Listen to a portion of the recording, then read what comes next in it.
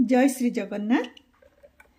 आमर ये कहानी पर्याय आमे श्रीजुक्त मनोज दास, श्रीजुक्त विभूति पट्टनायक से कहानी सबू ए चैनल माध्यम आम शुणी सारे। वर्तमान आमर चली श्रीजुक्त सच्चिदानंद राउतराय कहानी भितर कहानी गुड़िए आज आम शुणा गोटे कहानी सची राउतराय मांकड़। आसतु शुणा कहानी मांकड़। सद्य अवसर प्राप्त डेपुटी कलेक्टर पद्मचरण बाबू आज गाँ आड़े मुहाई। दीर्घ 35 वर्ष धरी तांकर गाँ संगे प्राय संपर्क नाई कहले चले। अवश्य मझिरे मझिरे से गाँ को जाती नहीं ता नुहे, तेबे से जीवा न जीवा संगे समान। कोणियांक भली जाई दिने अधे रही भाई बिरादर पुतुरा झियारी बाहापुआणी रे जोग देई फेरी आसंती। खूब क्वचित स्त्री परिवार नहीं जाइछंती। साहिर कहा को भेटिबा को कि कहा संगे मन खोली कथा पदे हेबा को भी अवसर न थाए। उपरे उपरे जाई उपरे उपरे चली आसंती। 5-6 वर्ष तले राजधानी रे सब डेपुटी काम करुथुआ बेले थरे दिथर गाँ को जाइथिले। मात्र अल्प केते घंटा रही फेरी आसिथिले निज कर्मस्थान को। कामर झंझट सांग को थिला गाँ रे बासगृहर अभाव समस्या। गाँ रे से एपर्यंत निज रहिबा भली घर खंटे मध्य करि पारले नै। डीह जमी होई जहा केते गुंठ तांको भागरे पड़िथिला सेमती खाँ खाँ पड़िछि। चांकुड़ा गुगुचिया बाईडंक माड़ी गलाणी। आजिकाली घर खंडे करबा कोन सहज कथा, विशेषतः तांको भली जणे एकुटिया लोक पक्षरे से केते कुआडे हेबे। सेथिबाई से आशा से एक प्रकार छाड़ी देइचंती। गाँ को केबे केमती जीवाको हेले से भाई मानक घरे दिने ओळिए रही जेते शीघ्र पारंती कर्मस्थान को फेरी आसंती। दिना केते ग्राम मंगल रे थिला बेले से गाँ को जीवा पई शिक्षित बेकार युवक मानक उद्बोधन देइचंती। गाँ को चलो, गाँ माटी डाके रे प्रभृति केतुटा भल भल स्लोगान मध्य बड़ बड़ पोस्टर करी चारिआडे कांथबाड़े मोराइचंती। विभागीय मंत्री संगे जीप रे गला बेले ग्राम्य संस्कृतिर उत्कर्ष विषय तथ्यमूलक आलोचना मध्य करिसेंती। हेले तांकर गाँ सहित संपर्कटा केवल पोथी बायगण ही हेई जाइछि। पाख सहर रे बस रु ओल्हाई प्राय 4 माइल बाट रिक्सा रे गले जाई तांको गाँ पड़िबो। सेथिरु पुणी वर्षा दिने माइलिए खंडे पादरे चली चली जीवाको हुए। संज हे आसलाणी, बसटा बाटरे प्राय अध घंटा लेट करदेला। सुळई पाखरे जणे यात्री बस रे बस कंडक्टर झगड़ा लगी मालपत्र मासुल को नहीं। केतक यात्री ओल्हे जाउथवा यात्री जनकर पक्ष नेबा फल जिनिसटा आहुरी जटिल हो पड़गला। सहर रे ओल्हे पड़ी पद्मचरण बाबू रिक्शा धरिले। जहा एथर गाँ रे पहुँचे बोली तांको टिके बोध हैला। से रिक्शा वाला कहले, जल्दी चला। सहर छकी पार नहेउनु पद्मचरण बाबू देखिले तांको भाई घर हलिया नटिया किछि सौदा पत्र नहीं आसुची। तांको देखि दंडवत हैला। कहिला, पद सानते ना जुहार। पद पचारले, आम घरे सब भल तो? आम घरे शब्द दीटा उच्चारण कला बेले तांको निज कथा तांको निज कान को टिके अवास्तव जनागला। नटिया कहिला, आज्ञा हाँ, आपण आगे जातु। साते गोटे जिनस नेबा को बराद देइछथि, मु नेई करी जाउछि। पदबाबू गाँ आड़े मुहेले। किछि दूर जाई देखिले उपर साही रामागौड़ सगड़े कळई नहीं जाउछि। ताको हठात चिन्हि पारि नथिले। तांको भेंडा बयस रे देखिथिबा रामागौड़ आज पाकला बुढ़ा, दांत पड़ी गलानी। पदबाबू रिक्सार झुंकी पड़ी पचारले, किए? रामा ना? मात्र रामा सेतबेल को बलद दीटाक लांज संधारे हाथ पुरई देई सेमानको अश्राव्य भाषा रे गाली देबाकू लागिथिला। से पदबाबूଙ୍କ कथा सुनी पारला नहीं कि शुणिथिले मध्य चिन्हि पारला नहीं। पदबाबूଙ୍କର मने पड़िला एई रामागौड़ रामलीला रे मंथरा और शूर्पणखा पाठ करुथिला। काठ मुखा पिंधि से शूर्पणखा होई नाची नाची आसिला बेले दर्शक मानक मध्य हसर लहड़ी छुटी जाउथिला। पदबाबू पुणी अन्यमनस्क होई पड़ले। बापा बंची थिला बेले से कॉलेज छुट्टी गाँ को आसुचंती बोली चिट्ठी पाइले शगड़ पठेई दियंती। पदबाबू बस स्टैंड रु सीधा सड़क शगड़ रे बसी घर को आसंती। दीर्घ 30-35 वर्ष धरी से गाँ ठार दूर छड़ा कहले चले। सबकिछि बदली गलानी। रास्ता सबू केते भल हो गलानी। केवल मझिरे माइलिए खंडे जहाँ माटी रास्ता अच्छी। से नालटा उपरे पोल हो पारु नहीं। थरे मंत्री को आनी बुलेई नहीं गले काम हासिल हो जाता, किंतु सेतक मध्य गाँ लोके करि पारुनाहांती। निज भितर कली कतराଳରେ तो दिन गला, गाँ कथा चिंता करुछि किए? पदबाबू अनेक थर भाविचंती अवसर नेबा परे गाँ रे छोट घर खंडे करी सपरिवार जाई रहिबे। राजधानी रे आंशिक सरकारी ऋण रे करिथिबा घरटा को भड़ा लगेई देबे, किंतु पर मुहूर्त रे तांकर से चिंता भावना पड़े मोड़ी जाइछि। गाँ रे खाली आसी रहिले तो हबो नहीं, एठी से पिलापिली नहीं चलिबे केमती? पैतृक जमी जमा जहा 4 माण अच्छी सेथिरे जो धान गंडाक से पाती सेथिरे 2 मास मध्य चले नहीं। ता छड़ा सेथिरे ता बा स्थायित्व कौन? केउं दिन जे भाग चाषी माड़ी बसिबो तार खबर मध्य से पाइबे नहीं। प्रतिकार करिबा तो दूरर कथा, गाँ रे 4-5 जन युवक कम्युनिस्ट मध्य हेलेनी बोली से खबर पाइछंती। केतेबेले जे केउं कथा किए कहिबो? ता छड़ा आजिकाली अनेक समय रे गाँ लोके धान चावल बाहर को छाड़ू नाहांती, बस अटकई दउचंती। तांकर पिलामानकर पाठपढ़ा मध्य सरी नहीं। केवल बड़ पुओटी ही जहाँ ए वर्ष बीए पास करी राउरकेला रे इंजीनियरिंग पढ़ुची।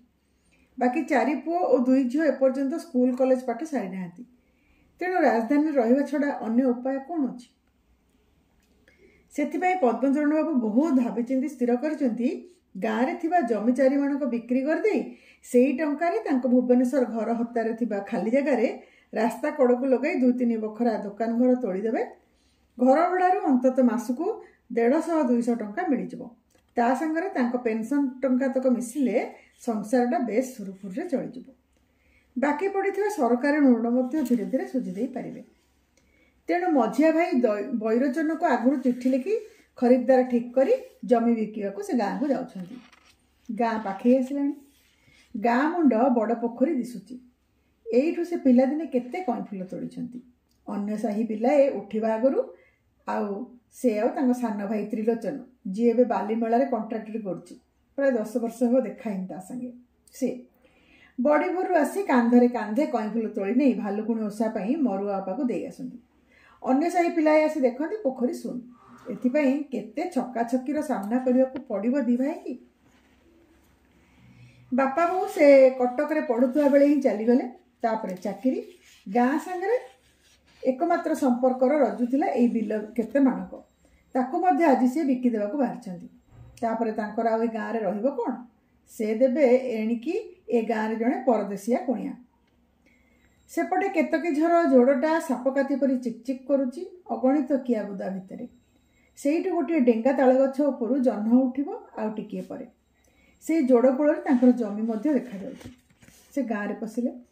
मझी रास्ता रे सपनी माँ घर। सपनी माँ थिला बापांकर रखिता। बापा ताको खंडे घर करे एइठी रखिथिले। बापा बोंको भितरे एइथिपई अनेक थर कजिया और रागरोष हेबारे से देखिचंदी। सपनी केते वर्ष हेलानी मरी गलानी।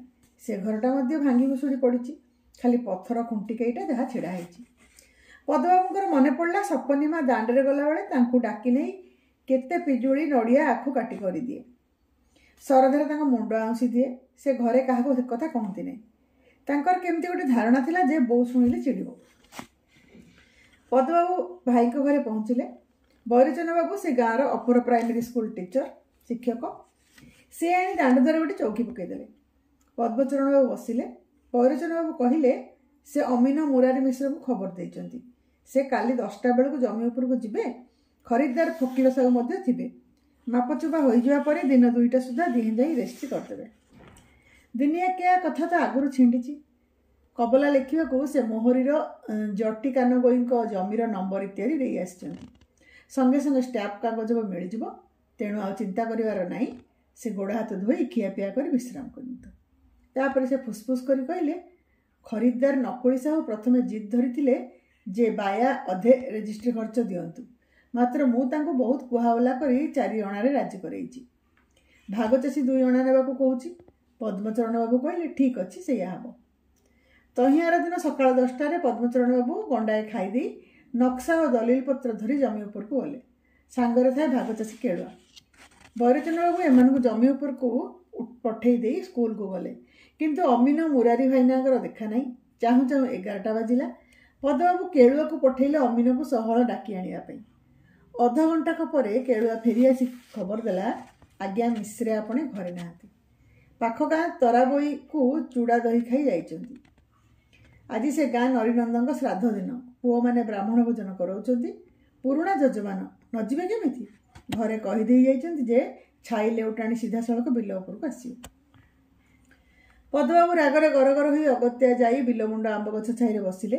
ଶୀତଦିନିଆ ଖରା, ଏଇ ଫଗୁଣ ମାସରେ ହିଁ ଜମି ବିକିବା କଥା। ତା ନହେଲେ ଭାଗ ଚାଷୀ ଧାନ ବୁଣିଦେବ। ପୁଣି ବର୍ଷେ ଅପେକ୍ଷା କରିବାକୁ ପଡ଼ିବ ଧାନ କଟା ଯାଏ। ଖରିଦଦାର ଫକୀର ସାହୁ ଆସି ପହଞ୍ଚିଲେ।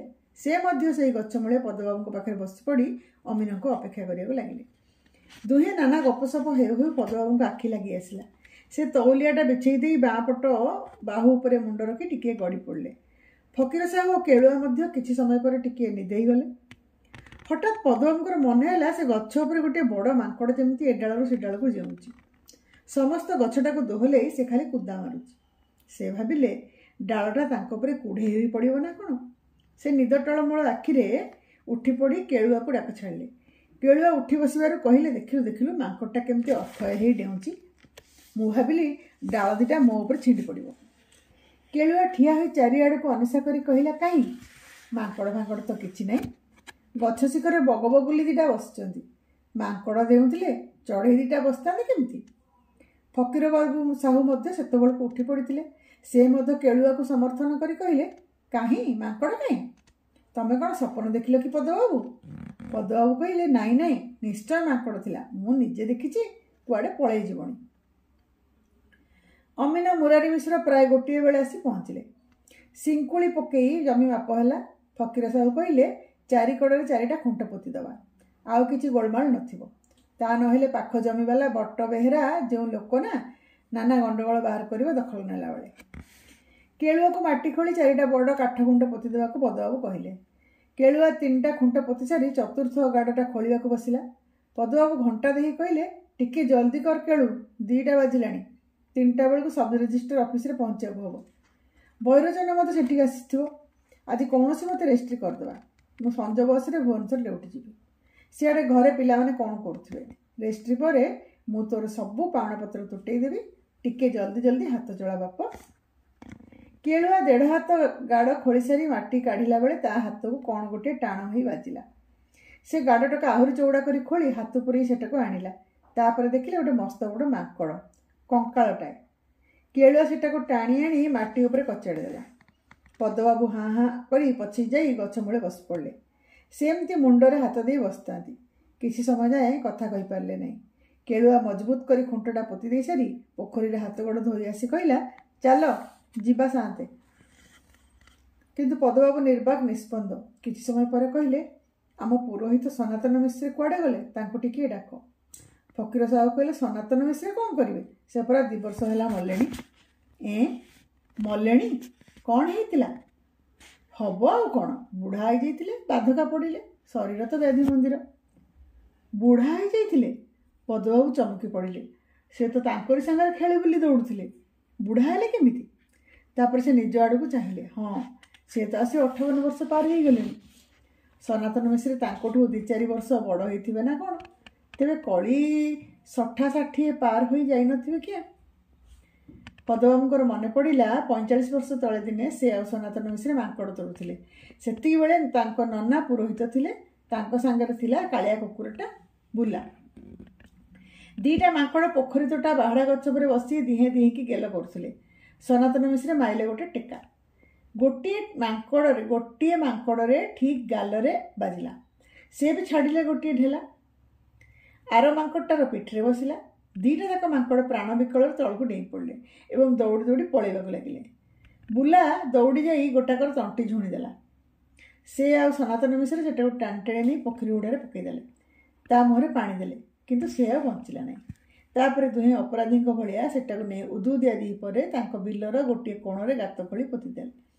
କାହାକୁ କିଛି ନ କହି ଚୁପଚାପ ନିଜ ଘରକୁ ଫେରିଗଲେ। ଖଣ୍ଡେ ଦୂର ଗଲା ପରେ ସେମାନେ ପଛକୁ ଚାହିଁ ଦେଖିଲେ ଆର ମାଙ୍କଡ଼ଟା ସେଇ ଆମ୍ବ ଗଛ ଉପରେ ବସି ପୋତା ଜାଗାଟାକୁ ଏକ ଦୃଷ୍ଟିରେ ଚାହିଁ ଅନେଇଛି ଏବଂ ବେଳେବେଳେ ସେ ଗଛରୁ ସେ ଗଛକୁ ଡେଇଁ ହୁଙ୍କାର ଛାଡ଼ୁଛି। ସନାତନ ଓ ପଦ ଚୋରଙ୍କ ପରି ଛପି ଛପି ଯାଇ ନିଜ ନିଜ ଘରେ ପଶିଗଲେ। ପଦ୍ମଚରଣ ବାବୁଙ୍କ ମୁହଁ କଳା ପଡ଼ିଯାଇଥିଲା। ତାଙ୍କର ମନେ ହେଉଥିଲା ବହୁଦିନ ତଳର ଗୋଟିଏ କାଳିଆ ସ୍ମୃତିର କଙ୍କାଳ ଯେମିତି ମାଟି ତଳୁ ବାହାରି ଆସି ଚାରିଗୋଡ଼ ଫର୍ଚ୍ଚା କରି ତାଙ୍କ ସାମ୍ନାରେ ଛିଡ଼ା ହୋଇଛି ଆଉ ତାଙ୍କୁ ଚାହିଁ ମୁର୍କି ମୁର୍କି ହସୁଛି। ସେ କିଛି କଥା କହିପାରୁନଥିଲେ। ଫକୀର ସାହୁ କହିଲେ, ଚାଲନ୍ତୁ ଯିବା, ଡେରି ହେଇଗଲାଣି। ପଦବାବୁ ଇତସ୍ତତ ହୋଇ ଘଣ୍ଟାଟାକୁ ବାରମ୍ବାର ଦେଖି କହିଲେ, ନା ଥାଉ, 2ଟା ଉପରେ ହେଲାଣି। ମୁଁ ଆଜି ସନ୍ଧ୍ୟାରେ ଭୁବନେଶ୍ୱର ଚାଲି ଯାଉଛି, ପୁଣି କେବେ ଆସିଲେ ଦେଖିବା।